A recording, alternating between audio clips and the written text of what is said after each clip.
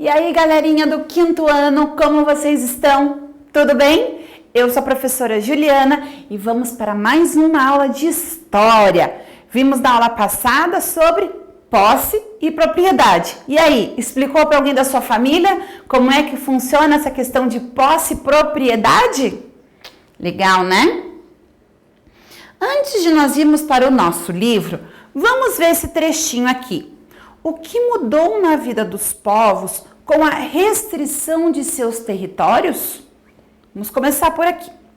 Um dos problemas gerados foi a concentração de aldeias em torno dos postos de apoio instalados pela FUNAI. As pessoas foram morar perto desses locais, pois ali tinham acesso à assistência médica, à educação, entre outras coisas. Em muitas terras indígenas, a população se concentrou em uma única área e assim se tornou sedentária, isto é, deixou de se deslocar pelo território. Aos poucos, o número de pessoas foi crescendo e o aumento de atividades de caça, pesca, coleta e plantio nos arredores das aldeias contribuiu para a diminuição das espécies animais e vegetais, tão importante para os modos de vida indígenas.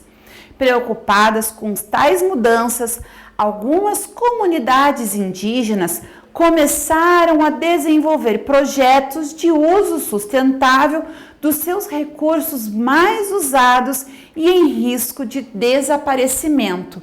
Então, olha lá, mais uma vez, a questão do homem ocidental influenciando na forma de vida dos indígenas, inclusive atrapalhando o modo de vida deles, influenciando na cultura, nas tradições, mas de uma forma negativa.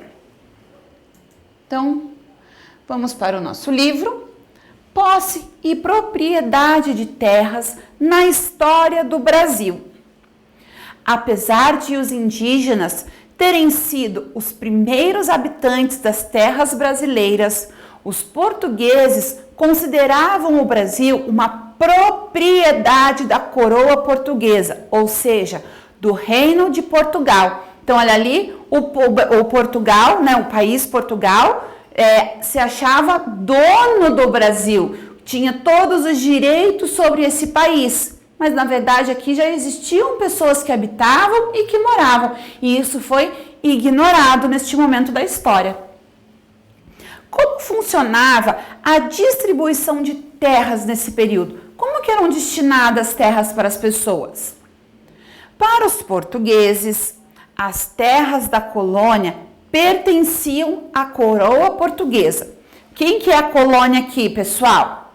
Quando eu estou referindo aqui, para os portugueses, as terras da colônia, ou seja, as terras do Brasil, pertenciam a Portugal, ok? A coroa portuguesa quer dizer ao Reino de Portugal.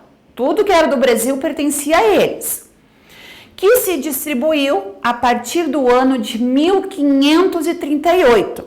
O Brasil foi descoberto em 1500, mas o que aconteceu? Os portugueses ficaram um pouco aqui no Brasil e o restante seguiu viagem em direção à Índia. Mas somente 30 anos depois, aproximadamente, em 1530, quando o rei de Portugal mandou virem novos portugueses para o Brasil para começar a colonização efetivamente aqui no país. Então, por isso que é somente lá em 1548, por meio do governo geral, que a coroa portuguesa distribuiu as terras brasileiras.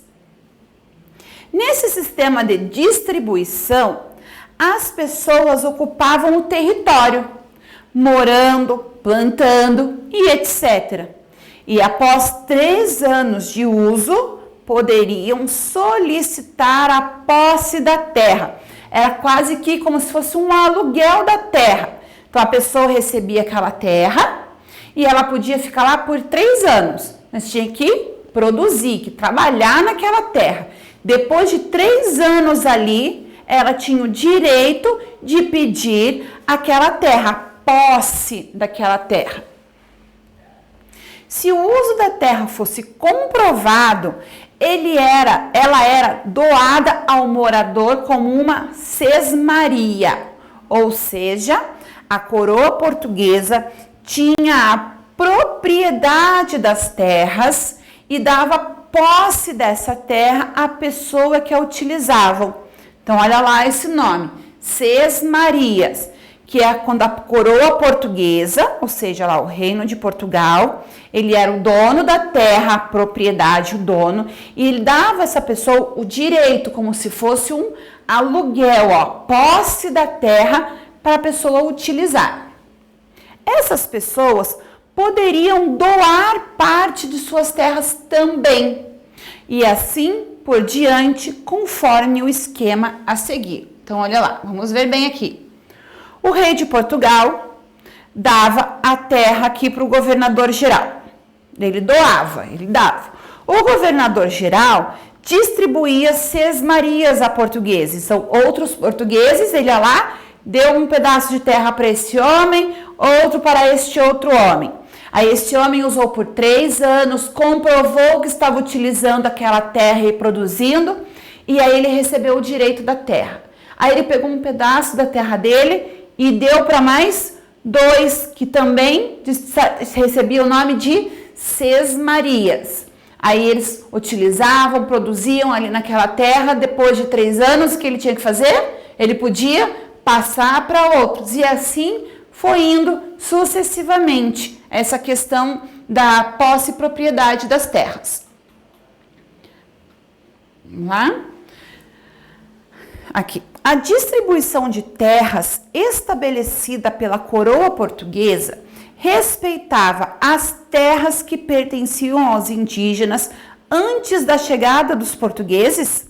Será que os indígenas puderam opinar sobre esse assunto? Converse com seu professor e colegas. Então vamos pensar e você vai refletir aí, vai conversar com um adulto na sua casa, ok? Será que os índios foram respeitados? Será que os portugueses chegaram e falaram com os índios? Vamos pegar esse trecho da sua terra que você está utilizando para passar para outra pessoa? Ou será que eles foram com meio de embates, por meio de guerras, lutas, para roubar, para pegar essas terras dos índios e passar adiante? Como que será? Como que foi isso? O que você acha que aconteceu? Conversa com um adulto aí na sua casa. E na próxima aula de história, nós vamos continuar falando sobre as terras indígenas. Combinado, turminha? Muito obrigada pela aula de hoje. Nos vemos em breve. Tchau!